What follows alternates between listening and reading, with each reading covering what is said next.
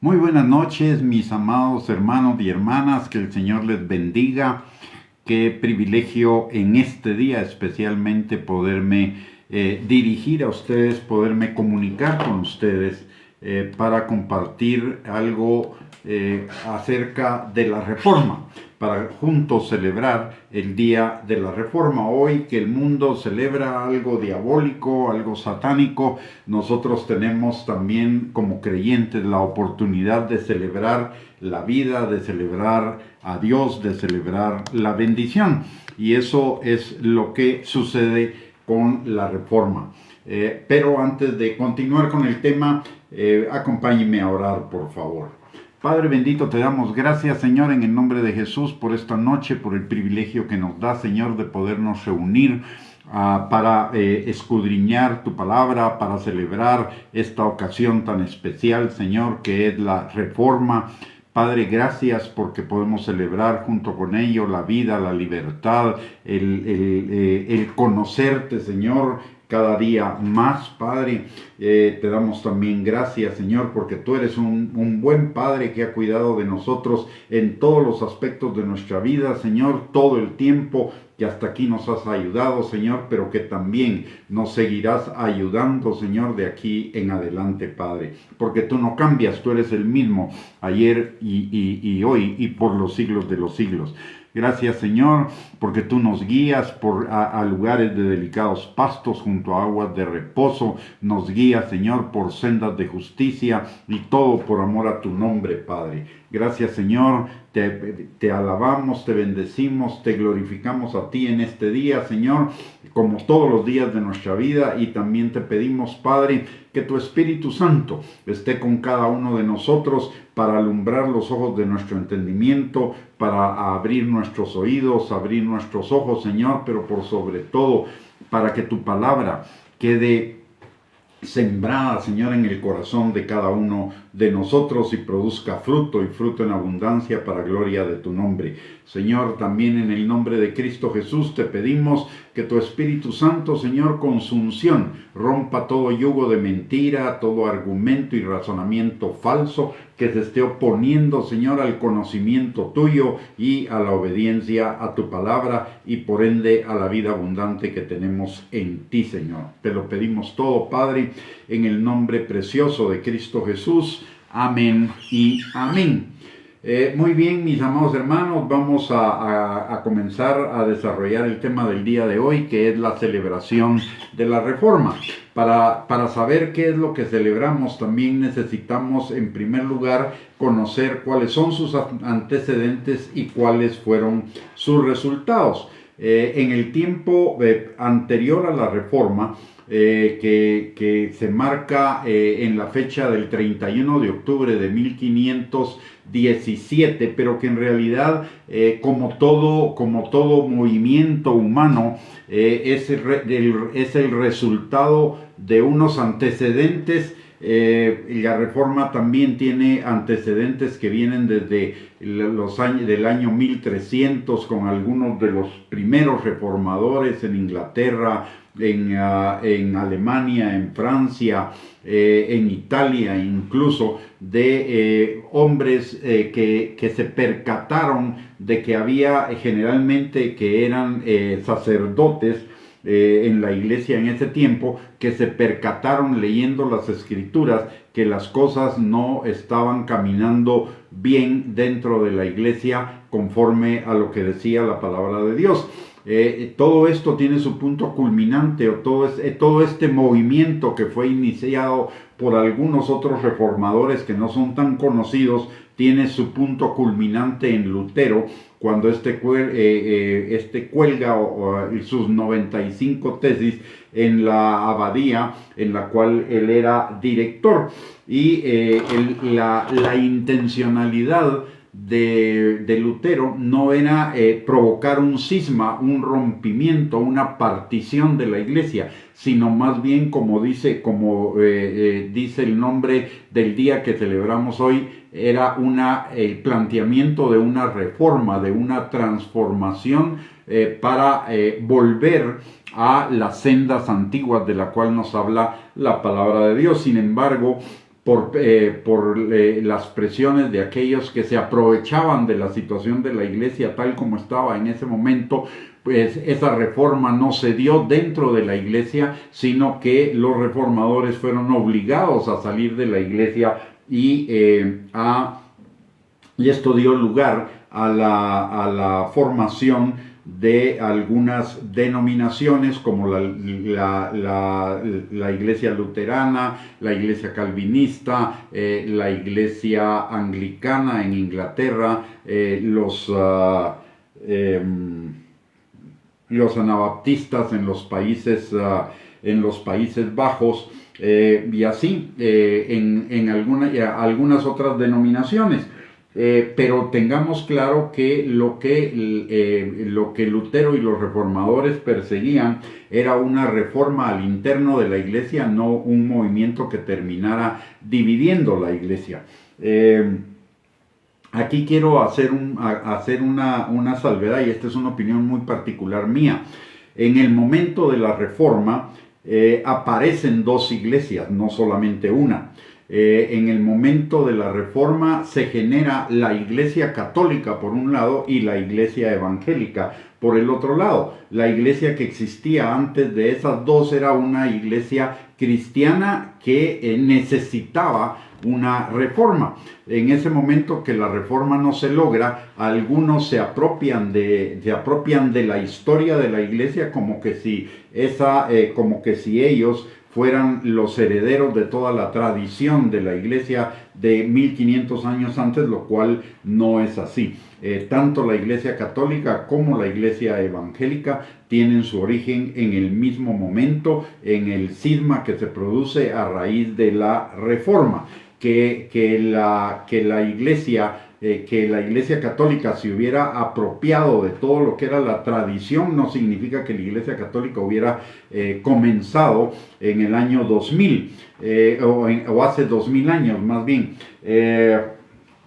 Haciendo esta salvedad, que es mi opinión particular, también necesitamos entender algunas de las circunstancias sociales, culturales, políticas y espirituales que se dieron para la reforma. En el tiempo de la reforma, el gobierno de la mayor parte de los países europeos era un gobierno monárquico, pero esas monarquías prácticamente eran impuestas y controladas a través de la religión por el papado, es decir, al final, en última instancia, quienes gobernaban las naciones no eran los reyes, sino era la Iglesia Católica a través de sus jerarquías. Y eso hacía no solo que la iglesia enfatizara en el poder terrenal, sino también eso generaba cuestiones de tipo corrupción de tipo económico, corrupción de tipo político, la apropiación de cuestiones que pertenecían a las naciones por las jerarquías eclesiásticas de ese tiempo, y eso provocó malestar en los reinados, malestar en las naciones, que alimentó la reforma. Por el otro lado, la iglesia también, por la misma situación, había perdido su enfoque en las cosas espirituales y estaba más enfocada en lo terrenal. Necesitaban conseguir dinero para terminar la construcción del Vaticano. Aparte de eso, necesitaban dinero para financiar las cruzadas y aparte de eso, también necesitaban dinero para financiar unas formas de vida que eran suntuosas, y eso obviamente era una presión sobre las naciones y sobre la gente de las naciones, porque esa presión se traducía en impuestos que, en lugar de ser para mejorar las condiciones de vida de la gente, eran para enriquecer la iglesia y enriquecer una jerarquía que era la que dominaba la iglesia en ese tiempo.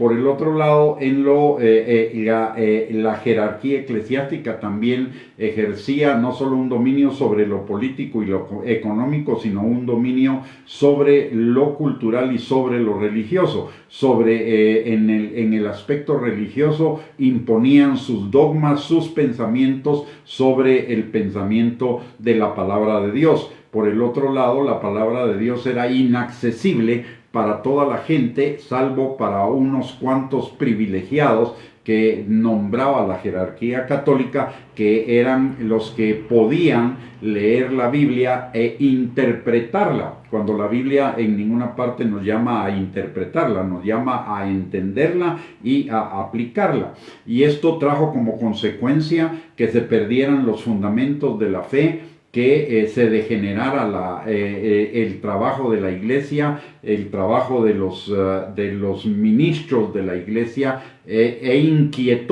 provocó la inquietud en algunos de los reformadores que comenzaron a cuestionar el sistema, lo que terminó de lo que fue, digamos, la gota que rebalsó el vaso, es que al interior de la iglesia, para la salvación, se comenzó a mercadear la salvación en el sentido de comprarla por dinero.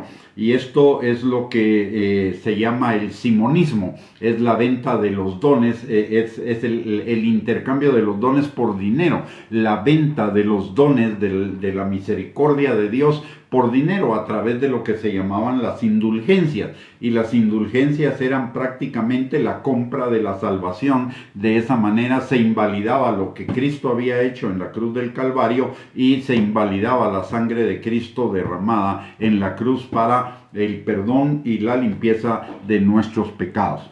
Lo que desata estas indulgencias y el tremendo poder que había acumulado el Papa, que prácticamente su palabra era infalible por encima de la palabra de Dios, es lo que comienza, y así como el estilo de vida y la carnalización, mundanalización de la iglesia por ese contagio con el poder político, sin guardar las distancias que la palabra de Dios marca entre el poder y la supeditación de la influencia del gobierno por un lado, la esfera de influencia del gobierno por un lado y la esfera de influencia de la iglesia por otro lado. Al no respetar esos límites, entonces todo sufre un proceso de corrupción de la iglesia que desencadena la reforma. Antes de hablar de cuáles fueron los fundamentos de la reforma, vamos a hablar de las consecuencias. Vimos una situación que se tornaba sumamente difícil y complicada para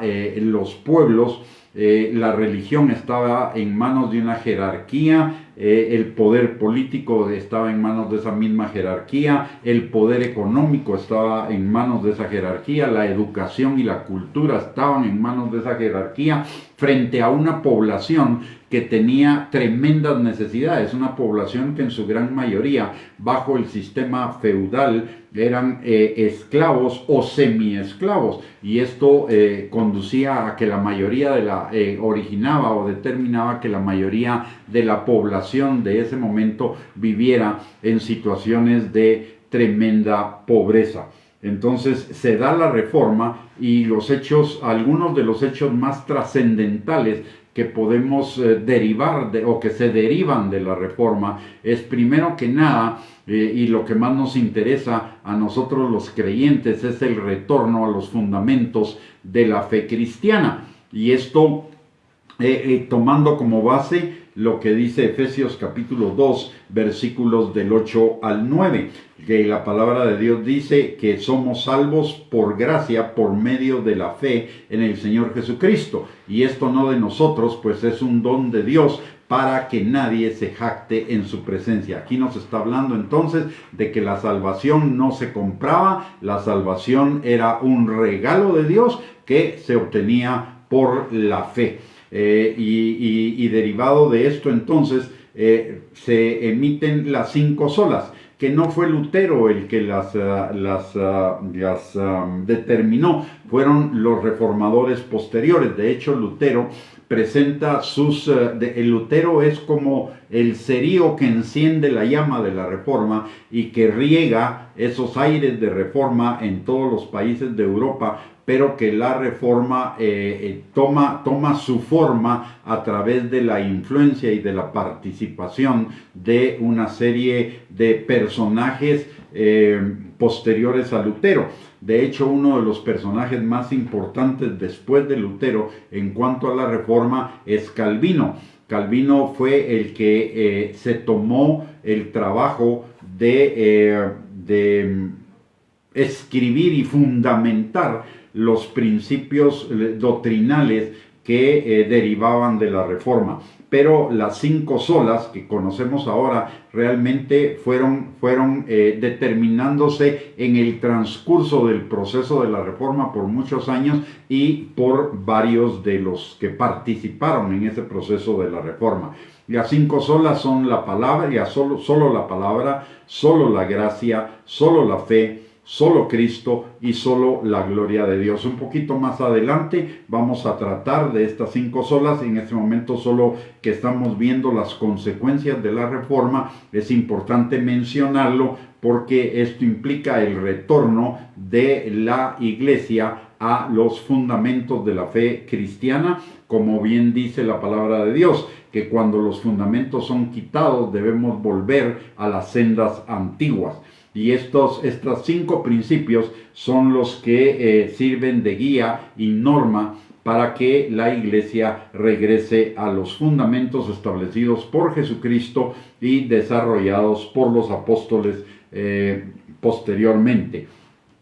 Luego, otro gran logro de la reforma fue la libertad y las facilidades para los creyentes de la lectura de la Biblia, es decir, devolver la Biblia a sus verdaderos propietarios. La jerarquía de la iglesia cristiana hasta antes de la reforma se había apropiado del texto bíblico y había marginado a las personas de poder tener acceso al texto bíblico, salvo por lo que dijeran los privilegiados que tenían ese acceso, los que habían sido nombrados por la jerarquía católica para tener ese acceso. Es decir, que ellos decían que la Biblia decía lo que a ellos se les antojaba, no lo que realmente la Biblia decía, porque el pueblo perecía por falta, el pueblo era fácilmente engañado por falta de conocimiento, pero por una falta de conocimiento provocada por la jerarquía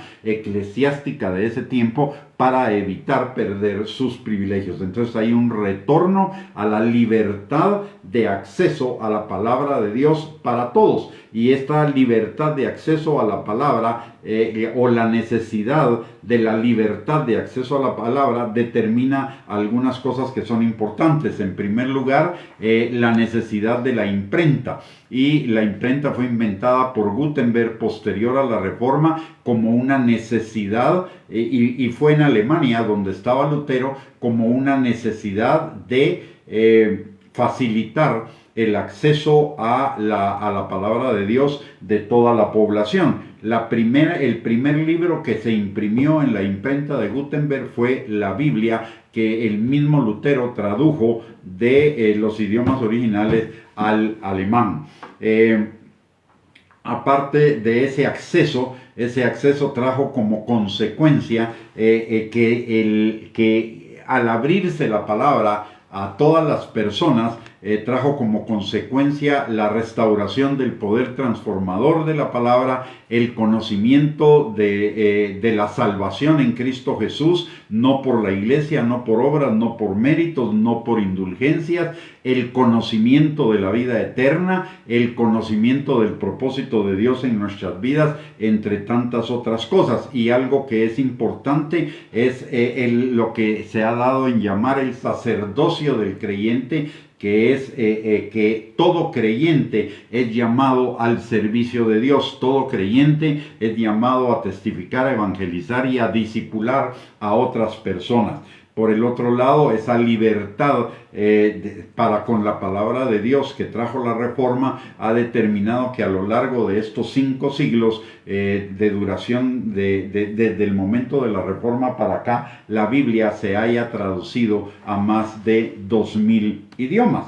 Pero la influencia de la Reforma no se reduce solamente a lo espiritual, sino que además se traduce en una influencia en lo político, en una influencia en lo educativo, en lo económico, en lo cultural. Lo primero que sucede en lo político es que muchos de los reinados que estaban sometidos al dominio de la jerarquía o la curia de la iglesia de ese tiempo se liberan de esa opresión, de tal manera que, por ejemplo, la iglesia en Alemania, en los Países Bajos, también en Inglaterra, se libera del yugo de la curia romana. Y esto determina algunas cosas. En primer lugar, el desarrollo, la posibilidad del desarrollo de esos países. De hecho, muchos de esos países son los países que encabezaron el desarrollo, la transformación del sistema feudal al sistema capitalista y el consiguiente desarrollo económico y social de esas naciones. Por el otro lado, al haber el sistema feudal comienza a ser cuestionado y da lugar al capitalismo. De la dictadura oligárquica se pasa primero a la devolución del gobierno de los reyes y posteriormente se da lugar al gobierno democrático. También hay una liberación de la ignorancia a la educación y a la cultura, y de la esclavitud y semiesclavitud del sistema feudal a la libertad. Como vemos, la Reforma tiene muchas cosas que celebrar y yo no estoy haciendo un detalle exhaustivo de todas las cosas que son consecuencia de la Reforma, porque sobrepasa el alcance de esta celebración, de esta transmisión. Pero sí, estos son algunos de los aspectos fundamentales que derivaron, primero, que ocasionaron la Reforma, y segundo, que derivaron de la Reforma. Ahora nos vamos a concentrar en lo que es la parte de las 5 solas. Como mencioné antes de la Reforma, la salvación era vendida a través de las indulgencias que ofrecía la jerarquía eclesiástica de ese tiempo, lo cual daba lugar a la comercialización de los dones espirituales, y los dones espirituales son regalos de Dios, no son compras. Esto en la Biblia se llama simonismo, derivado de aquel Simón el Mago que en el libro de Hechos encontramos que quería comprar el don del Espíritu Santo a cambio de dinero, para seguir lucrando, ya no con la magia, sino con el poder del Espíritu Santo. Entonces, a esto se le llamó simonismo, y el simonismo consiste en la venta de los dones espirituales, que son gratuitos por la gracia de Dios. Entonces, el retorno, el punto medular es el retorno a la salvación por gracia. No tiene que ver una salvación a través de la jerarquía eclesiástica, ni una salvación a través de las obras, que ya se había regresado a la salvación por obras, que tanto Jesús como los apóstoles y los escritores de las epístolas del Nuevo Testamento habían atacado y habían contrarrestado. Aparte de ello, del retorno a la verdadera esencia de la salvación, que es la valorización el sacrificio de Cristo en la cruz del Calvario, y del valor de la sangre de Cristo para nuestra salvación, nuestra liberación y nuestra redención, también hay un retorno por lo mismo, hay un retorno a la palabra, porque es de la palabra de donde Lutero saca sus cuestionamientos hacia la jerarquía eclesiástica de su tiempo. Y entonces se dan cuenta que la palabra de Dios es lo que dice ser, que nos enseña, por ejemplo, segunda de Timoteo, capítulo 3, versículos 16 al 17, que toda la escritura es inspirada por Dios y útil para enseñar, para instruir, para corregir, para redarguir, a fin de preparar al hombre o al ser humano para toda buena obra. Y la palabra es clara de que solo necesitamos la palabra de Dios como la forma de preparar al ser humano para las cosas espirituales, para la vida eterna, para todo lo que se relaciona con la vida para con Dios. Entonces la primera sola es la sola palabra, es retorno, lo que significa es el retorno de la fe cristiana o de la iglesia a la palabra como la máxima autoridad la máxima autoridad normativa de la vida del creyente y de la vida de la iglesia. La palabra de Dios, recordemos también que en Hebreos capítulo 4, versículo 12, nos dice que toda la escritura es inspirada por Dios, que toda la escritura, es como una espada aguda de dos filos que penetra hasta lo más profundo de nuestro ser para discernir los pensamientos y las intenciones del corazón del espíritu. O sea, esos dos, por lo menos esos dos pasajes, además de todo el Salmo 119, y de que Jesús es la palabra de Dios encarnada, que Él encarna la palabra de Dios, todo esto nos marca un retorno de la iglesia a la palabra. Y como ya había mencionado, que lo dice tanto en Salmos como en el libro de Jeremías, ¿a dónde irá el justo cuando los fundamentos son quitados? Que era lo que había sucedido en la iglesia hasta el momento de la Reforma. Pues el retorno es regresar a las sendas antiguas y mirar por el buen camino. Entonces la Reforma marca ese retorno a la palabra de Dios, a las sendas antiguas que son siempre nuevas, no por antiguas dejan de ser actuales. Entonces es un retorno a la palabra de Dios, y la palabra de Dios trae tremendos beneficios a la vida humana, y por lo tanto, al retornar a la palabra, estos beneficios se transfieren a las personas, y esos beneficios son la salvación, la liberación, la restauración, la sanidad, el reconocimiento de todos los atributos de Dios, y principalmente el evitar la posibilidad de la manipulación y del control de las jerarquías sobre los creyentes.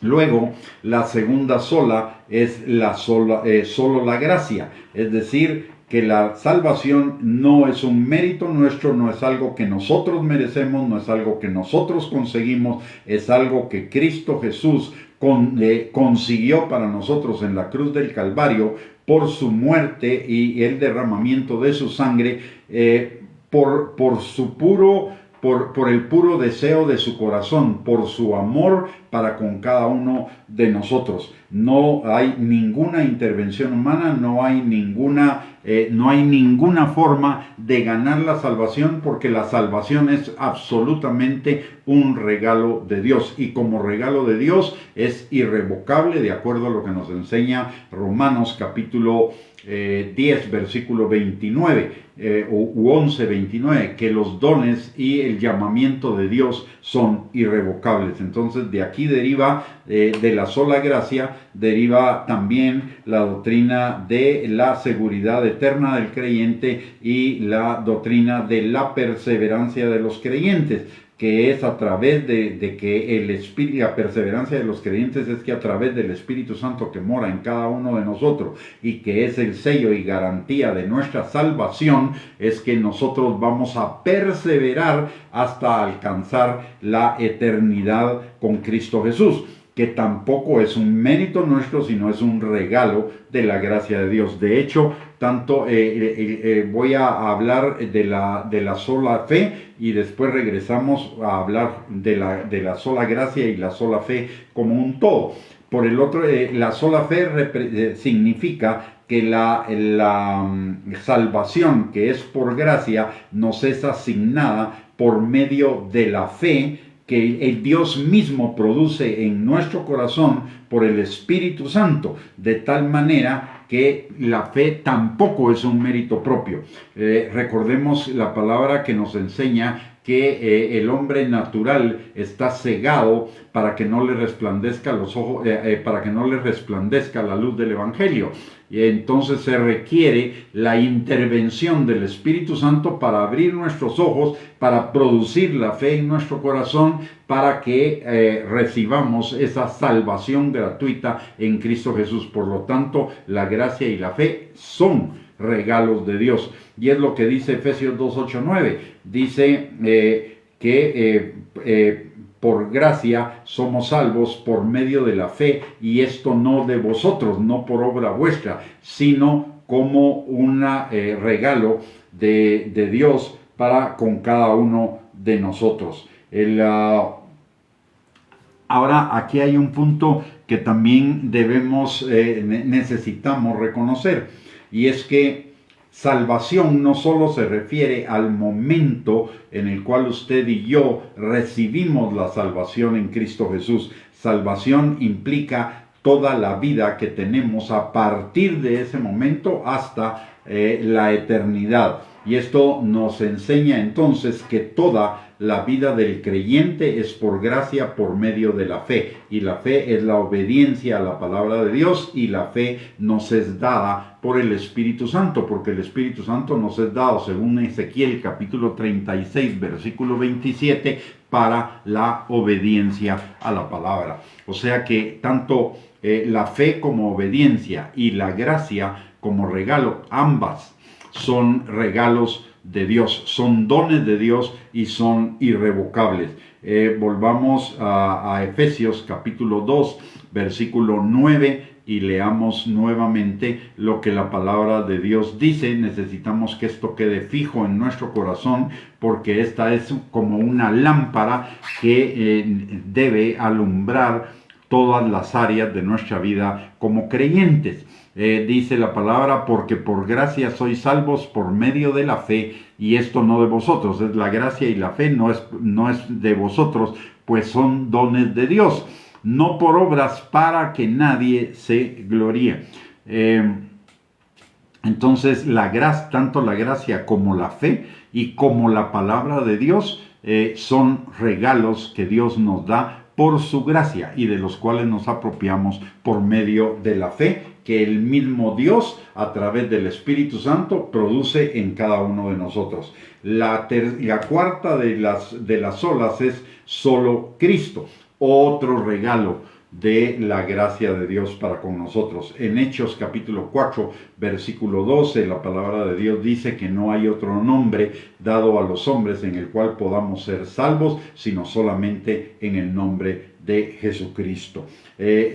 La salvación solo es a través de Jesucristo. Recordemos que Juan capítulo 14, versículo 6 dice muy claramente que Jesús es la puerta, pero que también Jesús es el camino, la verdad y la vida, y nadie llega al Padre sino a través de Él. Por lo tanto, Jesús es el único mediador entre Dios y los hombres para alcanzar la salvación. Por eso la palabra de Dios dice: a los que creen en su nombre les fue dada potestad de ser hechos hijos de Dios. Y Romanos capítulo 10, versículos del 8 al 10 nos enseñan que esta es la palabra de fe que predicamos: que si creyeres en tu corazón y confesares con tu boca que Jesús es el Señor, entonces serás salvo. Y para esa salvación no hay necesidad de más mediadores que el Señor Jesucristo. Solo Cristo es el mediador entre el Padre y nosotros para que seamos salvos. Y Cristo no necesita intermediarios entre nosotros y Él, porque el Espíritu Santo es quien hace la obra en cada uno de nosotros. Entonces, solo Cristo también representa otro regalo, otro don de Dios que nos es dado por la pura misericordia del Señor. Nos son dados como regalos. Y la última de las solas es la sola gloria de Dios. ¿Esto qué significa? Que todo lo que hagamos, como todo lo que Dios permite en nuestras vidas, es un regalo de su gracia, solo Él merece la gloria. De hecho, es lo que dice Efesios 2:9, no por obras para que nadie se gloríe. Todo lo que nosotros podemos, tenemos, hacemos, es por la gracia de Dios. Recordemos lo que dice Juan capítulo 15, versículos del 1 al 5. Jesús es la vid, nosotros somos los pámpanos, y los pámpanos separados de la vid no pueden hacer nada. Es decir, nosotros separados de Cristo no podemos hacer nada. Por lo tanto, es a Dios al que le corresponde toda la gloria por lo que somos, por lo que podemos, por lo que tenemos. Si hay algún mérito en nosotros, no es mérito propio, es un mérito de Dios a través de nosotros. A nosotros lo único que sí nos corresponde son todas nuestras debilidades, nuestros defectos, nuestros fracasos, nuestras malas decisiones, nuestros errores, nuestros pecados. Eso sí es no un mérito, sino un demérito nuestro.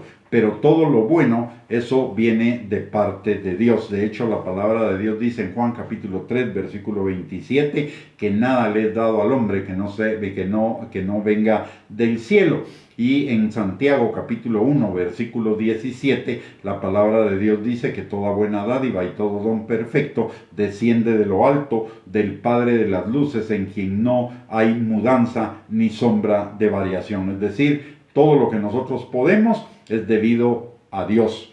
Y por lo tanto, toda la gloria debe ser para Dios. De hecho, Colosenses capítulo 3, versículo 23 y 24 nos enseña que todo lo que hagamos, lo hagamos para la gloria de Dios. Y Romanos capítulo 11, versículo 36 también nos enseña que Dios es el creador de todas las cosas que fueron hechas de Él y para Él, para que en todo Dios sea glorificado. Así que no hay en la salvación y en la vida cristiana, no hay ningún mérito de parte de nosotros. Todos los méritos y por lo tanto toda la gloria corresponde al Señor. Nosotros de ninguna manera podemos jactarnos de absolutamente nada. Y estas 5 solas, miren, el hecho nada más de recordar las 5 solas en esta fecha no es realmente la esencia de la celebración. Primero que nada, la celebración de la Reforma debería ser todos los días, número 1. Y número 2, la verdadera celebración de la Reforma debería ser la aplicación de estos principios en nuestra vida cotidiana, y en el caso de los ministros, de predicar y de compartir la palabra de Dios en función de estas 5 solas. Hoy, como ya sucedió en el pasado, Jesús funda la iglesia sobre él y sobre el fundamento de los apóstoles. La iglesia del libro de Hechos es una iglesia fundamentada en Cristo Jesús y en los principios de la palabra. Sin embargo, la iglesia, conforme va pasando el tiempo y más a partir de los años 350, 360, cuando la iglesia es absorbida por el Imperio Romano, la iglesia comienza a sufrir un proceso de deterioro, un proceso de alejamiento de sus fundamentos, que no era nuevo, porque si vemos las cartas a las 7 iglesias, de las 7 iglesias a las cuales se refiere esa carta, que fue escrita más o menos en el año 90 después de Cristo, ya de esas 7 iglesias, 5 ya se habían desviado, sin contar que ahí no aparece la iglesia de Corintios, a la cual Pablo ya la había corregido a través de sus epístolas, ni tampoco aparece la iglesia de Tesalónica, ni la iglesia de Galacia, que eran 2 iglesias a las cuales también Pablo en sus epístolas ya estaba corrigiendo. O sea, el proceso de deterioro de la iglesia comienza en el momento mismo de sus inicios. Ahora bien, este proceso parte de ciertas, digamos, de una dimensión muy pequeña, y poco a poco, si no se corrige, se va extendiendo hasta que llega a abarcar todas las actividades y todo el quehacer de la iglesia. Nosotros, el día de hoy, estamos viendo que también ese proceso de deterioro se está manifestando. ¿De qué manera? Se ha permitido o hemos permitido que el humanismo penetre la iglesia, y el humanismo es todo lo contrario a la gracia de Dios, a la fe, a la sola palabra y a solo Cristo. Y ahora vemos que, por ejemplo, hay mucha gente que para recibir las bendiciones de Dios tiene que hacer obras, servicios, méritos, etc. Hoy vemos que en la iglesia se habla mucho de autoestima, de éxito, de prosperidad material, de comodidad, de grandezas, etcétera, etcétera, que muchas de ellas no están fundamentadas en la palabra de Dios, sino están fundamentadas en principios de hombres, en interpretaciones de hombres respecto a la palabra de Dios, y nos hemos olvidado. Por ejemplo, hay muchísimos sectores de la cristiandad, tanto en el lado del legalismo como en el lado del neopentecostalismo, que basan mucho de la vida cristiana en meritología.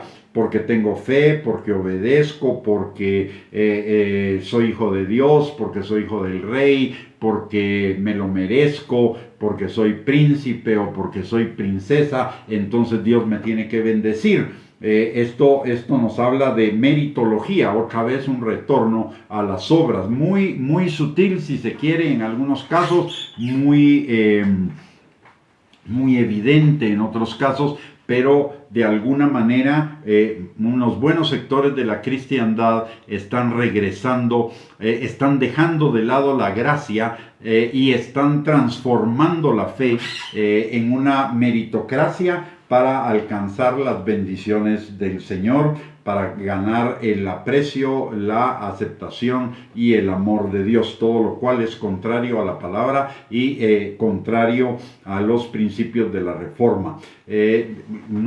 También o en otro aspecto donde podemos notar que hay un desvío respecto a los principios de la Reforma es en cuanto a la atribución de la gloria. Mucha gente dice gloria a Dios, pero en el fondo piensan que ellos son los hacedores de milagros, los salvadores de la gente, los sanadores de la gente, los liberadores de la gente. De hecho, encontramos, al escuchar los testimonios de mucha gente, o escuchamos algo así como, el Señor sanó a fulanito porque yo fui a orar. O sea, el Señor no lo sanó por su gracia. El Señor lo sanó porque yo fui a orar, o lo liberó porque yo fui a orar, o porque tuve una campaña donde hubo 1000 salvos. No fue el Señor el que lo salvó, fui yo el que lo salvó. Hay una sutileza en todo eso, pero que ya es parte de nuestro lenguaje común y que significa glorificar al hombre en lugar de glorificar a Dios, en lugar de darle la gloria al Señor. Por el otro lado, en algunos sectores de la cristiandad, para que las personas puedan tener privilegios, puedan tener acceso a la Santa Cena, al bautismo, deben llenar ciertos requisitos que en la palabra de Dios no existen, lo cual significa que le estamos agregando cargas humanas a la salvación, que le estamos agregando actividades humanas a la salvación, que el sacrificio de Cristo en la cruz del Calvario no fue suficiente, sino que nosotros lo tenemos que complementar con nuestras propias obras y nuestros propios esfuerzos. No es que el servir al Señor, el ser bautizado, el participar de la Santa Cena sea un regalo de la gracia de Dios, sino son cosas que nos debemos ganar por nuestros propios méritos, lo cual va en contra de la palabra de Dios. Por el otro lado, hay mucho énfasis en los méritos de la persona, en la autoestima, en levantar la autoestima de las personas dentro de la iglesia, cuando la palabra de Dios nos dice todo lo contrario. Necesitamos destruir la autoestima. Y alguien me puede decir, pero eso debilita a las personas. Es correcto, debilita a las personas desde la perspectiva humana, pero desde la perspectiva de Dios dice la palabra que cuando nosotros somos débiles, entonces somos fuertes, porque el Señor se glorifica a través de nuestra debilidad. Entonces la forma de celebrar verdaderamente la reforma es una celebración que debe ser todos los días, porque si descuidamos el tener presentes la sola palabra, la sola gracia, la sola fe, solo Cristo y la sola gloria de Dios, muy sutilmente por la presión del mundo nos podemos desviar y comenzar a pensar, a creer en cosas que se distancian de la palabra de Dios. Y ya lo dice la misma palabra en Oseas capítulo 4, versículo 6, dice: mi pueblo perece por falta de conocimiento. Y se refiere al conocimiento de la palabra de Dios. Así que necesitamos la verdadera forma de celebrar la reforma no es dedicar un día al año a recordar la reforma, sino la verdadera manera de celebrar la reforma, como la verdadera manera de celebrar la vida que Dios nos ha dado, es tener presente siempre la palabra de Dios y fundamentalmente recordar estas 5 solas: la sola palabra, la sola gracia, la sola fe, solo Jesús y solo la gloria de Dios. Y esas 5 cosas o esos 5 enunciados deben dirigir deben ser como el resumen, digamos, de nuestro énfasis en vivir la palabra de Dios, en vivir la obediencia a la palabra de Dios, que es el propósito de Dios, que es nuestra santificación.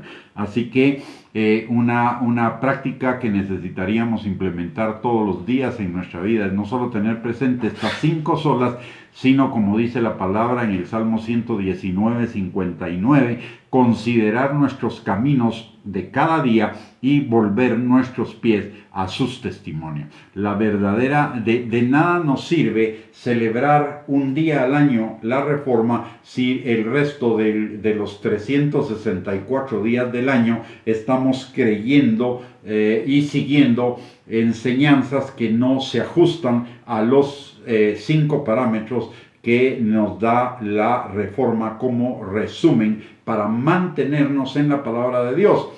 No es que nosotros estemos endiosando o elevando a los altares las 5 solas, es que las 5 solas representan el resumen del mensaje completo de la palabra de Dios.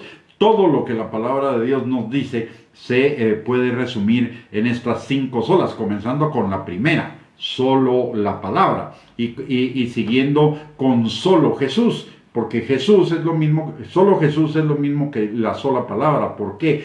Porque Jesús es la palabra encarnada, como nos lo enseña Juan capítulo 1, versículo 1 y Juan capítulo 1, versículo 14. Entonces, estas cinco solas deberían ser nuestra brújula todos los días para dirigir nuestro camino por la palabra de Dios, para llevarnos todo el tiempo a la palabra de Dios, para que sea la palabra de Dios la que dirija nuestro caminar en el Señor todos los días. Vuelvo a insistir, la verdadera celebración de la Reforma es asumir estas 5 solas todos los días de nuestra vida y asumir la palabra de Dios como la autoridad rectora de nuestra vida en todos los aspectos. De nada nos sirve ensalzar a Lutero, recordar que Lutero fue el que encendió la chispa de la Reforma, porque incluso en eso puede haber idolatría, porque porque le estamos dando gloria a Lutero en lugar de darle la gloria a Dios por la vida de Lutero. Lutero solamente fue un vaso de barro que Dios utilizó para manifestar su poder, su gloria, al igual que fueron todos los reformadores y al igual que somos cada uno de nosotros. Nosotros no somos absolutamente nada, somos polvo de la tierra, somos barro que Dios ha moldeado para su gloria, pero no, la gloria no la tiene el vaso, la gloria la tiene lo que el vaso contiene, y lo que el vaso contiene en el caso de nosotros que somos vasijas de barro es el poder, la gracia, la misericordia de nuestro Dios. Por eso a Él debe ir toda la gloria, toda la honra, toda la alabanza por los siglos de los siglos. Muy bien. Con esto hemos llegado al final de esta transmisión. Muchísimas gracias por compartir con nosotros, por conectarse, por celebrar juntamente con nosotros el Día de la Reforma. Y celebrar el Día de la Reforma es celebrar el Día de la Vida, porque es cuando la verdadera enseñanza de la Iglesia cobró nueva vida para todos nosotros. Y esa nueva vida viene a través de Cristo, de su gracia, de la fe y a través de la palabra y de la gloria de Dios. Así que juntamente con la Reforma estamos celebrando la vida, y la Reforma y la vida debemos celebrarla, o necesitamos celebrarla todos los días, no solo una vez al año.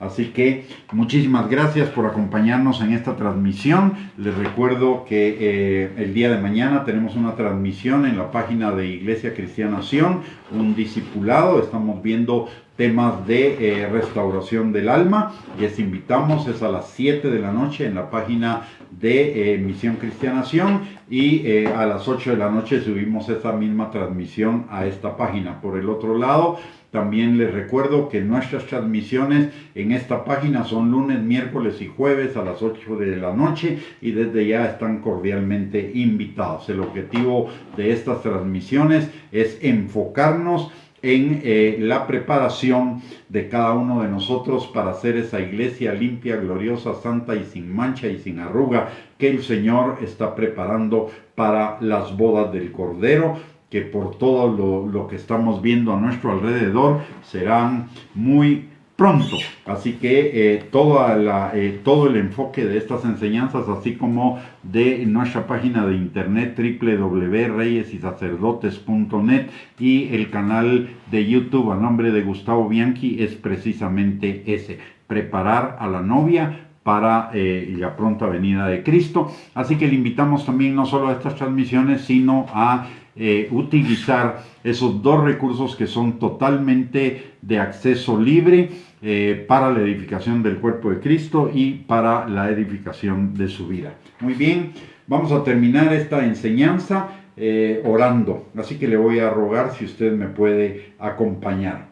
Padre bendito, te damos gracias, Señor, en el nombre de Jesús, por esta noche esta noche especial, Señor, que nos has permitido celebrar un hito, un hecho importante, Señor, en la vida de tu iglesia, como es el acceso, Señor, a tu palabra y el retorno a tu palabra, Padre. Señor, en el nombre de Jesús te pedimos, mi Dios Todopoderoso, que estos 5 principios que resumen el retorno de la iglesia a sus fundamentos estén siempre presentes en nuestra vida, Señor, no solamente en el tiempo, en el día de la celebración de la Reforma, sino en todos los días de nuestra vida, Padre, y que nuestra vida esté fundamentada sobre lo que dice tu palabra, no sobre las interpretaciones de hombres, Señor, sino sobre lo que tú has dicho exactamente en tu palabra, Padre. Gracias, Señor, porque nos has dado el entendimiento, has iluminado nuestros ojos, Señor, para que nos resplandezca la luz del Evangelio, recibamos esta salvación maravillosa y tan grande que tú nos has dado, Señor, y podamos conocerte como nuestro Padre y al Señor Jesucristo como nuestro Señor y Salvador, y al Espíritu Santo como nuestro guía, Señor, nuestro Maestro, el que nos acompaña todos los días de nuestra vida, que no nos deja ni nos desampara, Señor. Gracias, Padre, por tu palabra, gracias por tu gracia, gracias por la fe, gracias por Jesús, gracias, Señor, por tu Espíritu Santo. Recibe tú toda la gloria, la honra y la alabanza, Señor, en el nombre precioso de Cristo Jesús. Igualmente, Señor, hoy venimos delante de ti, delante del trono de tu gracia, Señor, para encontrar gracia y misericordia para el oportuno socorro para cada uno de nosotros y para cada uno de los nuestros, Señor, pidiéndote que tu Espíritu Santo nos atraiga a todos, Señor, sin excepción, con lazos de amor a una mayor y más intensa e íntima relación contigo, Padre, como esa novia que tú estás esperando y preparando, Padre. E igualmente, Señor, te pedimos que tu Espíritu Santo obre en nuestras vidas, transformando nuestro carácter al carácter de Cristo, renovando nuestro entendimiento con la palabra de Dios, así como también, Señor, liberándonos, sanándonos y restaurándonos en todos los ámbitos de nuestra vida para el cumplimiento de tu propósito en cada uno de nosotros. Te lo pedimos, Señor, en el bendito y maravilloso nombre de Cristo Jesús. Amén y amén. Muy bien, mis amados hermanos y hermanas, muchísimas gracias por sintonizarnos. Les esperamos el próximo miércoles a las 8 de la noche en esta página y mañana a las 7 de la noche en la página de Iglesia Cristiana Sion. Y que el Señor les bendiga, que el día de mañana sea un día lleno de bendiciones, lleno de un compartir con la familia y de una celebración de la vida. Mientras tanto, y nos volvamos a encontrar, les envío a todos un abrazo y deseo que las bendiciones del Señor sean sobre sus vidas. Que tengan una linda noche. Un abrazo para todos.